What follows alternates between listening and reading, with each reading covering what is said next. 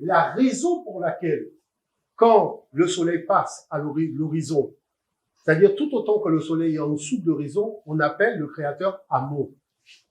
Mais quand il passe l'horizon, on l'appelle Kepri ou Ré-Oranti. Vous savez pourquoi? Parce que je me suis des fois, j'ai eu des discussions avec des gens qui ont étudié la physique. La chose, c'est qu'il y a la physique quantique. Le soleil dispensant des photons dans l'univers, donc qui sont des grains d'énergie. La raison pour laquelle Dieu change de nom, c'est parce que Amon, c'est pas la fréquence énergétique de Kepri. Est-ce que vous comprenez l'affaire? Donc, ce qui veut dire que l'interrupteur a même un nom. D'accord? Et regardez une chose. Je commence par célébrer 220 volts. C'est-à-dire que ici dans la pièce, il passe 220 volts. D'accord? Donc, loué sois-tu, ô Ré-Oranti, toi qui te lèves à l'horizon oriental du ciel. Donc, regardez, je vais vous montrer ça tout à l'heure. Je suis debout, le sol orienté vers l'est, les mains orientées vers l'est, comme les ancêtres faisaient condition du temps. D'accord? Toi qui dispenses ton énergie dans la création, car tu es la seule source d'énergie inépuisable de la création. C'est toi qui anime tout ce qui vibre, tout ce qui vit, tout ce qui bouge, tout ce qui se met en mouvement. Et tout ce qui est en mouvement, dont le mouvement n'est pas perceptible à l'œil. Mais c'est toi qui anime tout de ton mouvement et qui rend possible l'impossible par le fait que tu mettes ton énergie. Gloire à toi de faire tout ça. D'accord? Bon. Maintenant, regardez une chose. Si je veux aller brancher, comme il a dit, le téléphone portable à la prise qui est ici. Vous savez que cette prise est reliée à un fusible. Donc, je vais dans le bloc de fusible et je suis obligé de monter le fusible qui correspond à cette prise, de monter le fusible qui correspond à la salle pour qu'il puisse allumer la lumière. Parce que si le fusible de la salle est éteint, ben, tu auras beau appuyer, il va rien se passer. C'est pas que l'énergie ne passe pas, l'énergie passe. Mais la problématique de fond, c'est que lorsque tu vas appuyer sur l'interrupteur, il se passera rien. Donc il faut élever le fusible. Il faut élever le fusible de cette prise-là. Il faut élever le fusible de la clim. Vous savez, vous avez le symbole clim. Donc il faut élever le fusible de tout ce qui va fonctionner. D'accord? Donc je vais élever le fusible. Loué sois-tu au chou, l'air, Tefnout, l'eau, Geb, la terre, Nout, le ciel, ou Siré, dispensateur de connaissances, Aseta, dispensatrice d'énergie, et Rou, grand vainqueur du mal. Nafisatou, qui a épaulé Aseta. Loué sois-tu, Inpou, qui connaît le chemin dans l'invisible. Djeouti, qui est la voie de la connaissance. Aseta, la grande maîtresse, la grande guide. Vous voyez? C'est chaque épouse de Djeouti. Out-Or, épouse des roues, des Mahat, qui vous avez tous.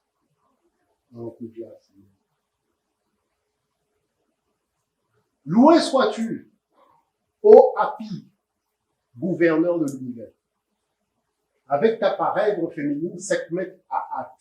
Donc, vous voyez, chaque fois que je dis une chose, c'est le fusible. Boum, chou, je monte. Tif, je monte, machin. Parce que là où je vais évoluer dans la journée, il faut que l'électricité passe partout. Parce que mes adversaires, je les connais, ils dorment pas. Vous comprenez l'affaire? Donc, il faut qu'ils soient aux aguets. Et après avoir fait tout cela, qu'est-ce que tu as dit qu'il faut pour brancher ton appareil tout à l'heure? Il faut l'alimentation. Vous savez que la prise qui sort d'ici dispense une énergie de 220 volts. Et si je branche mon portable à 220 volts, il va exploser.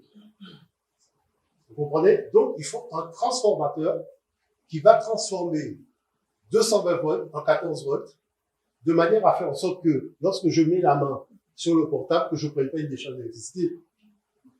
Donc, ça, c'est le travail de mes ancêtres divins.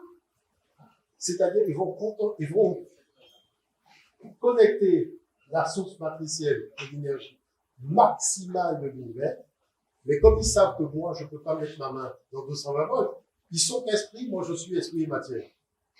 Donc ils savent qu'il faut réguler cette énergie à une intensité pour que ma matière puisse l'emmagasiner.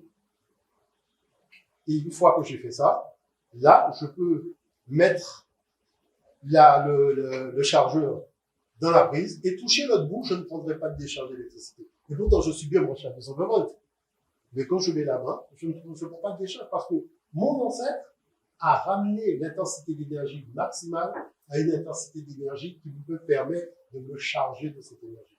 Ce que le téléphone fait, hein, c'est-à-dire il est obligé de ramener à 22 volts, 220 volts pour charger la batterie. Parce que si tu mets 220 volts dans la batterie, elle explose. Immédiatement. Donc, vous voyez, ce que je ne comprends pas, c'est qu'il y a des électriciens, des informaticiens, enfin, on a plein de gens anciens. D'accord? Au niveau des métiers. Mais vous avez jamais encore compris que la spiritualité africaine, ce n'est que de la science. C'est-à-dire, ce que je vous explique, c'est la spiritualité africaine. C'est ce qu'on fait quand on rentre dans une maison. Hein, on arrive dans une maison, la maison était inhabitée, on va monter les fusibles, on va voir si le courant électrique passe, on va brancher les appareils, brancher le réfrigérateur. Mais c'est ça. Et pour que le réfrigérateur fonctionne, il faut que le fusible soit levé. Donc, qu'est-ce qu'il y a de difficile à comprendre dans ça? Il n'y a rien de difficile. C'est-à-dire que les traditions, ce sont pas, je dirais, des formules de spectacle. D'accord? Alors, je vous dirais une chose, c'est que il faudrait peut-être pouvoir mesurer la variabilité de l'énergie, c'est-à-dire avant, après. Et c'est pour ça que le frère, il a dit, voilà, Omotunde qui m'a montré quelque chose, je lui ai montré la variabilité de cette énergie avant et après.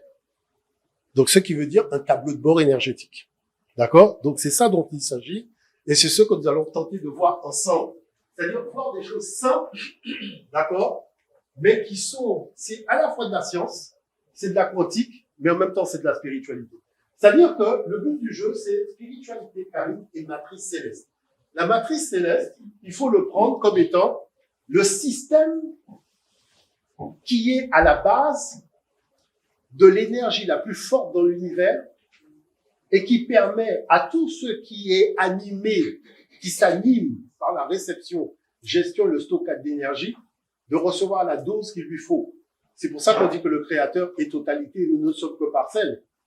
Mais l'oiseau n'est que parcelle, l'abeille n'est que parcelle, en fait, tout n'est que parcelle. Maintenant, si tu veux savoir quelle est la charge totale du créateur, puisque le 1 est devenu multiple et le multiple n'est que l'1, il faut additionner tout ce que tu vois et que tu ne vois pas, en prenant la charge énergétique. Tu fais plus, égale, tu obtiens une charge d'énergie. Eh ben, c'est de ça dont il s'agit. D'accord? Parce que c'est un créateur qui anime la totalité de sa création par l'énergie qu'il met dans sa création. Maintenant, il faut faire la démonstration. Donc, l'enjeu, à travers le fait de célébrer, je dirais, nos humanités classiques africaines, voyez-vous, c'est de comprendre une chose. Lorsque Juliette intervient, ce n'est pas simplement pour faire de l'histoire. C'est ça l'enjeu de nos interventions, qui fait que c'est des interventions complexes. Il s'agit de faire l'histoire pour changer le cours de l'histoire. C'est-à-dire, on ne fait pas, je dirais, une introspection du passé pour rester dans le passé. Il faut changer de route. Mais pour changer de route, il faut vous donner la connaissance du changement de route. On regarde dans le rétroviseur. On met le clignotant. Vous voyez, changer de route, c'est pas une chose simple, même quand on conduit une voiture. Donc, il faut des éléments d'appréciation pour vous permettre, justement, de faire cette démarche en conscience. Savoir la qualité de ce qu'on quitte et la qualité de ce qu'on va trouver. C'est de cela que se trouve, en fait, la réalité. Alors, il y a une chose que dit la sagesse africaine, c'est qu'elle dit que le rôle de la connaissance est de nous faire prendre conscience de notre ignorance. C'est vrai que chaque fois qu'on avance, regardez, Juliette, elle dit, j'ai commencé par un livre. Et puis elle découvre qu'il y a un autre champ d'investigation. Elle en fait un autre. Et elle découvre qu'il y a un autre champ. Moi, je prends le temps, je regarde, je dis, mince. Mais là, elle a creusé véritablement avec l'investigation sur les coiffures de l'Égypte une thématique relativement intéressante. Hein? Et c'est vrai que c'est un peu ça. C'est-à-dire qu'on a l'impression que c'est infini. Et c'est vraiment infini. Parce que c'est ça qui donne le plaisir de la recherche. Maintenant, Masson disait que la mission de la philosophie africaine est que l'homme trouve sa place dans un ordre de l'univers qui s'est fait en en son absence. Et c'est là où se situe la ligne de démarcation entre nous et l'occidental. L'occidental dit oui, cet ordre a été établi, j'étais pas là, mais je veux organiser mon ordre sur l'ordre qui était déjà là. L'Africain dit, mais l'ordre de l'univers est un ordre dépassable. Tu ne peux pas le dépasser. Et c'est ça les enjeux. C'est là où on voit la notion de jeune peuple. Donc, lié à la matrice céleste, on va faire rapidement. Vous savez, il y a un cycle qu'on appelle le cycle de 365 jours, qui est le cycle du zodiaque. Le zodiaque, c'est la zone circulaire de la Terre céleste. D'accord? Donc, lorsqu'on se projette dans le ciel, dont l'écliptique occupe le milieu et qui relie 12 signes, donc 12 constellations zodiacales, et que le soleil traverse en une année. D'accord? Donc, ce qui veut dire que moi, j'ai la chance, vous voyez, quand je suis en Guadeloupe, ça passe au-dessus de ma tête. Donc, c'est pour ça que j'ai pris un matelas, je me suis installé la nuit dehors et j'ai vu, vous voyez, ici, donc la Terre, elle est là, vous avez le soleil, et la ligne qui percute ces 12 constellations, c'est ça qu'on appelle l'écliptique, que nos ancêtres appellent la voie navigable de Dieu. Vous voyez, qui représente une espèce d'équateur céleste. Mais ce qui est important, c'est que dans sa course énergétique, il y a 12 prises. Est-ce que vous comprenez? 12 constellations qui sont 12 prises. Et voilà la réalité cachée maintenant de la tradition africaine. La prise n'est pas toujours la même. Elle varie selon des séquences. Et vous avez vu, là, c'est la séquence donc de 365 jours avec les 12 mois de l'année. Bon. Donc, si vous prenez le plafond de Dendera, non seulement vous retrouvez, vous voyez, on n'a pas tout ça, mais on a aussi le don de ces signes du zodiaque en Medunetcher, en égyptien ancien. Donc, qui fait que personne au monde ne peut se soustraire de la connaissance africaine. C'est-à-dire, pour venir au monde, il faut passer par l'une des constellations. Et ces constellations, c'est une découverte de nos ancêtres. Le nom, c'est nos ancêtres qui leur a donné. Et regardez bien une chose. La plupart de ces constellations, ce sont des éléments vivants dans la création. C'est-à-dire, il y a le bœuf, vous voyez, il y a le scorpion. Enfin, c'est-à-dire que, à partir de là, ça veut dire que dans le bœuf, il y a quelque chose qui est supérieur au bœuf. Alors, vous allez me dire, mais quelle est l'importance de connaître ça? Vous savez, chez moi, en Guadeloupe, les syndicalistes disent souvent, au mois de mai, telle date, il nous est arrivé ça. Au mois de mai, telle autre date, il nous est arrivé ça. Au mois de mai. Bon, je dis, les gars, un moment au mois de mai, hein, il faut savoir quel est le problème du mois de mai. On peut pas dire au mois de mai, sans chercher la réalité. Au mois de mai, le soleil est dans la constellation du taureau. Et quel est le symbole de l'Europe? Le taureau de Zeus. Donc le gars est attaque quand son taureau est vitalisé par l'énergie du soleil. Maintenant, la question c'est, quel est le totem de ton peuple et de ton pays pour le défendre quand le soleil arrive dedans?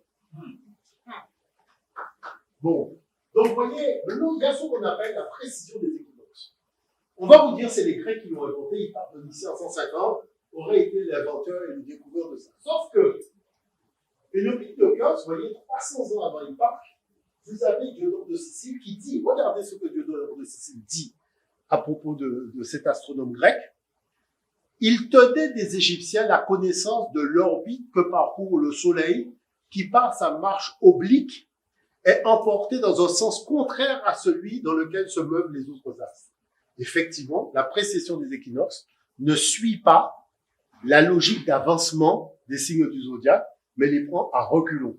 Donc, il est en train de dire simplement que l'Égypte est celle qui a été à l'origine de la connaissance de la précession des équinoxes.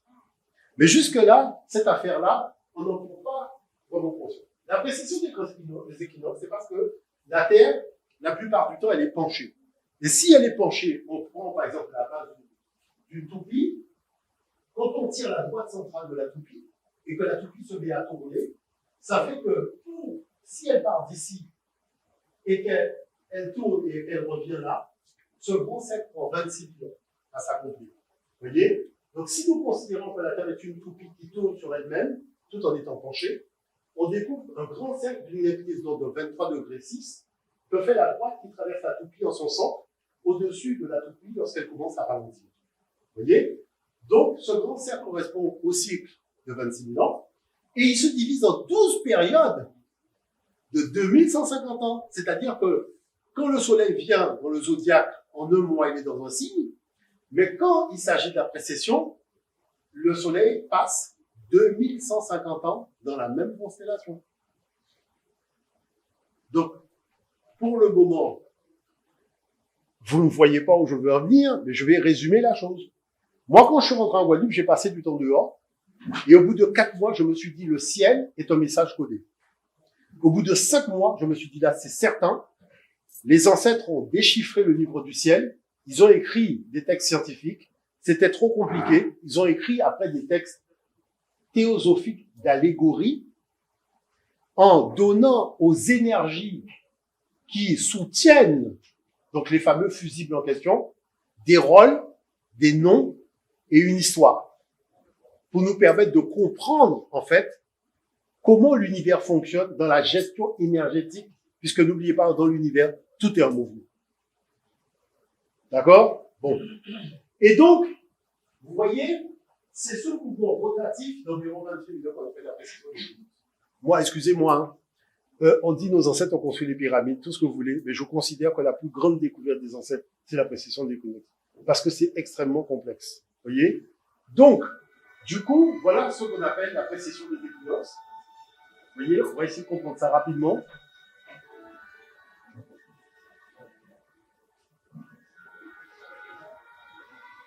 La Terre, notre vaisseau spatial. Bienvenue à bord pour ce voyage d'un an autour du Soleil.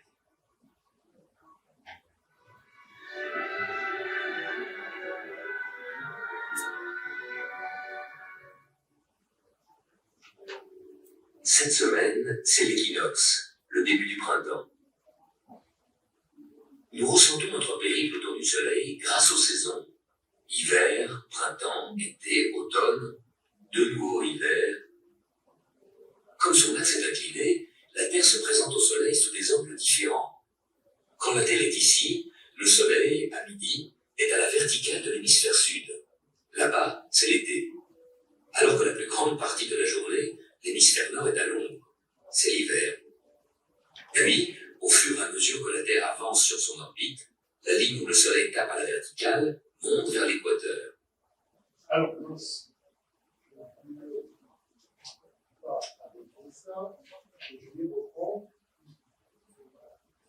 voilà.